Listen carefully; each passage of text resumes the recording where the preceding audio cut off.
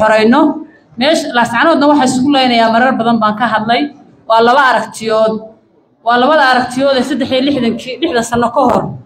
aynu xornimada ka keenno gooni goosad Soomaali kala tagta iyo midnimo doon mar walbana waxaan ku celceliyaa oo sheegayaa aragtida midnimo doonkii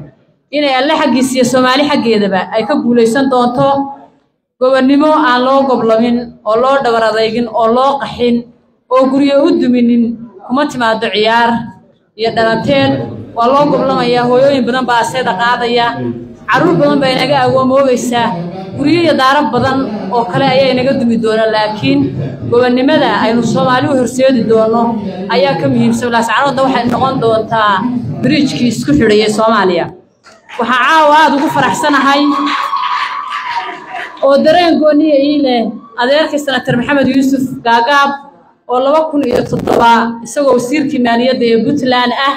hotel Xamdi isagoo jooga laascanood laga qabsaday 15 sano kadib laascanood oo xor inuu joogo Ilaahay ku simay baan aad ugu faraxsanahay runtii dad badan oo hartiya oo ka mid yahay Allah u naxariistay adeerka Xiif Cali Taxar alla naxariistana ka waraabiye wuu ka nasiib badan yahay caawa Gaagaab inuu joogo 15 sano kadib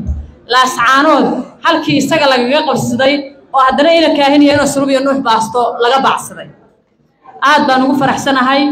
dhamaantiin aad baan idin salaamayaa waxaan idin leeyahay gobonnimadu waa geed ku baxa dhiiga geesiga in yar aynu adkaysano fig mar aynu hadhay inaga iyo Muuse Biixi